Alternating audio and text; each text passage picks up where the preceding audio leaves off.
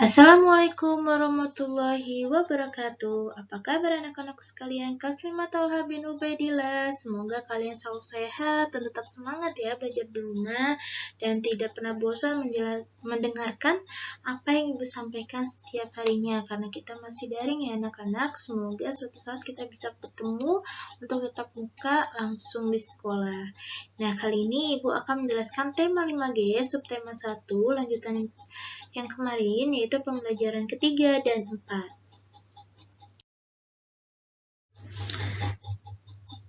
Sebelum itu, Ibu akan menjelaskan tujuan pembelajarannya. Yang pertama, siswa dapat memberikan pendapat tentang isi teks narasi sejarah.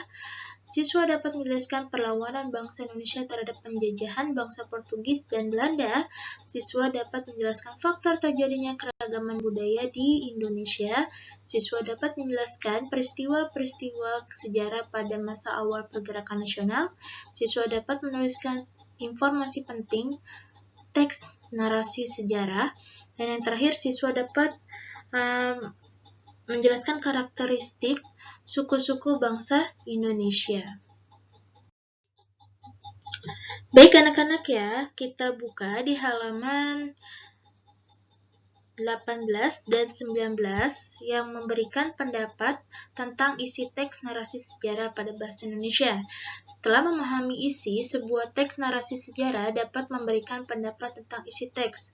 Informasi penting dalam bacaan dengan menggunakan prinsip apa, di mana, siapa, mengapa, dan bagaimana. Dalam memberikan pendapat, suatu teks narasi sejarah, sampaikan pendapat disertai dengan alasan yang masuk akal dan gunakan bahasa yang santun. Baik anak-anak, Ibu akan menjelaskan tentang pelajaran IPS, menjelaskan perlawanan bangsa Indonesia terhadap penjajahan bangsa Portugis dan Belanda, dan menjelaskan peristiwa-peristiwa sejarah pada masa awal pergerakan nasional.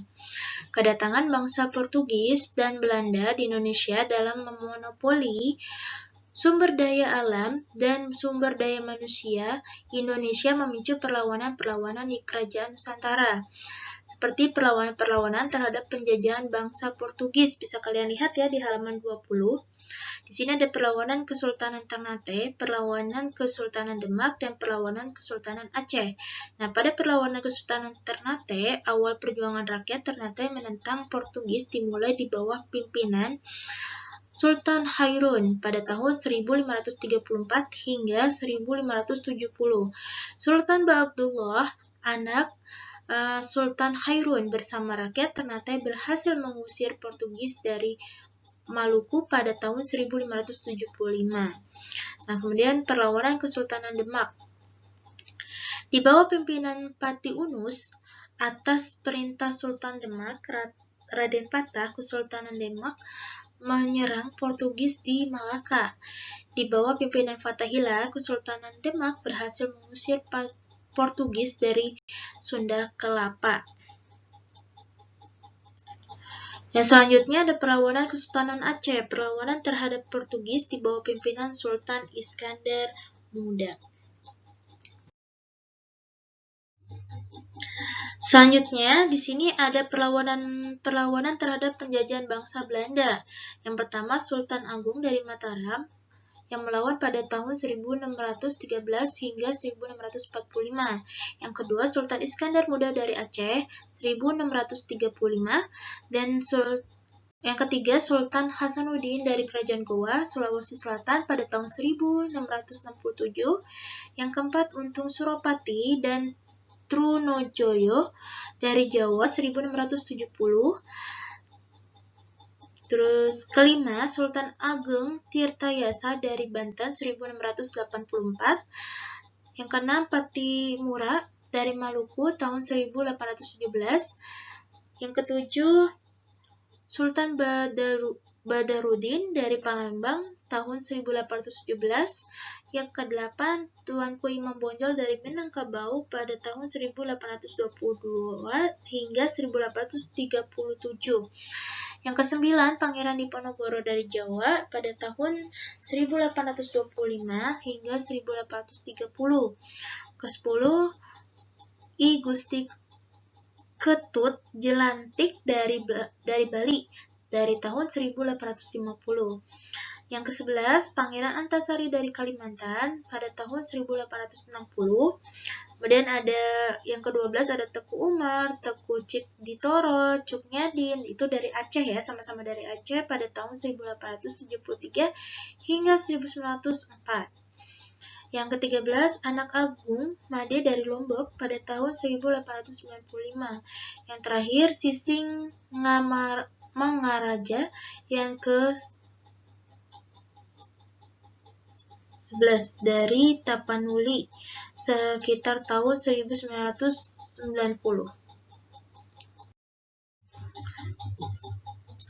Baik anak-anak, bisa kalian buka ya di halaman 25. Perjuangan melawan penjajah diawali dengan perjuangan yang bersifat kedaerahan dan dilakukan dengan mengandalkan kekuatan senjata. Awalnya kekuatan rakyat terpecah-pecah berdasarkan suku, agama, maupun golongan di masing-masing daerah, tidak jarang justru dimanfaatkan oleh kaum penjajah untuk menjalankan politik divide et impera atau politik pecah belah.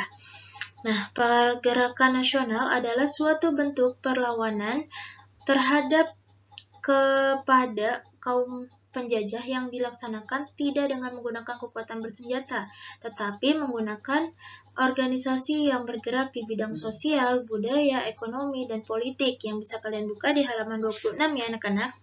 Nah, pergerakan nasional melawan penjajahan Belanda di Indonesia diawali dengan diawali pada tahun 1908 yang berdirinya organisasi Budi Utomo.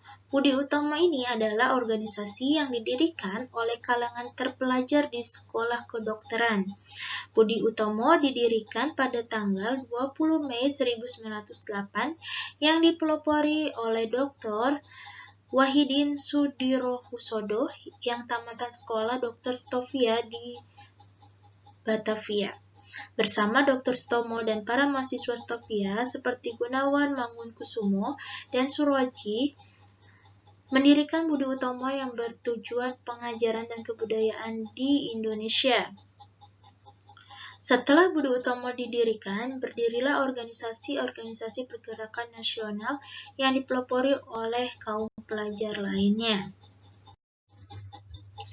Lanjut, kita bahas tentang PPKN, yaitu menjelaskan faktor terjadinya keragaman budaya di Indonesia dan menjelaskan karakteristik suku-suku bangsa Indonesia. Yang bisa kalian lihat ya di halaman 21. Faktor yang menyebabkan penyebab beragamnya kebudayaan yang ada di Indonesia antara lain, yang pertama, Indonesia merupakan negara kepulauan dengan lingkungan alam yang beragam. Kedua, beragamnya suku, bangsa, dan ras yang ada di Indonesia. Yang ketiga, pengaruh kebudayaan luar. Ras ini sendiri adalah pengertiannya ya anak-anak, suatu kelompok manusia yang memiliki ciri-ciri fisik bawaan yang sama. Berdasarkan A.L. Kroeber, antropologis dari Amerika Serikat, ras-ras yang ada di Indonesia terdiri dari Kaukasoid, Mongoloid, Negroid, dan Australoid. Ras-ras khusus yang tidak dapat dikelompokkan ke dalam keempat ras yaitu ras Bushman, Vendoid, Polynesian, dan Ainu. Ras Kaukasoid, Mongoloid, Negroid, dan Australoid dikelompokkan untuk kembali menjadi subras. Berdasarkan pembagian ras yang dikelompokkan oleh A.L. Kroeber, sebagian besar bangsa Indonesia termasuk ras Mongoloid, subras Malayan Mongoloid.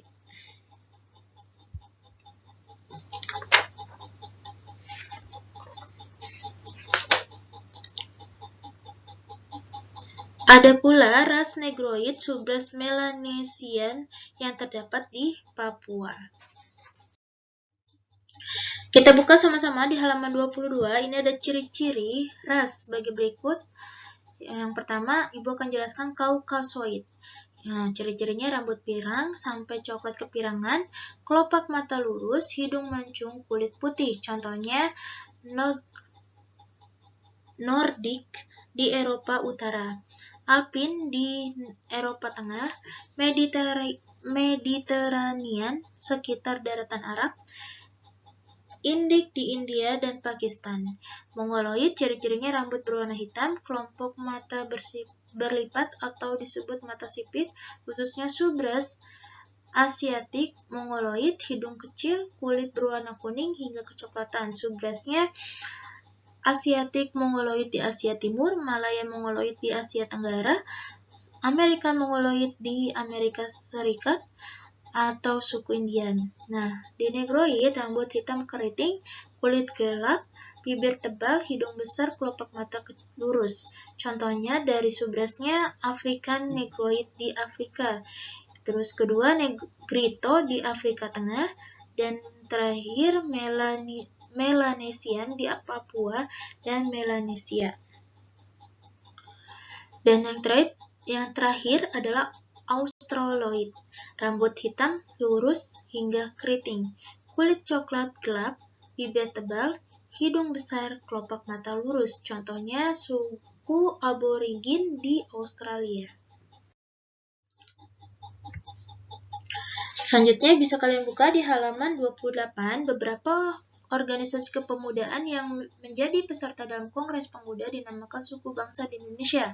Organisasi kepemudaan meliputi Yong Java, Yong Sumatera, Yong Celebes, Yong Minahasa, Yong Batak, Yong Ambon, dan lain-lain. Hal-hal yang dapat membedakan antar suku bangsa adalah perbedaan fisik, maksud Ibu perbedaan bahasa dulu ya, perbedaan bahasa, perbedaan ciri fisik, perbedaan adat istiadat, kesenian, dan budaya. Baik anak-anak, demikian penyampaian Ibu. Di sini ada tugas untuk mengerjakan paket tematik halaman 23, 24, 29, dan 30 di buku paket kalian masing-masing. Apabila ada salah kata dalam penyampaian Ibu, mohon dimaafkan. Dan apabila kalian kurang paham, mohon ditanyakan langsung kepada Ibu ya anak-anak.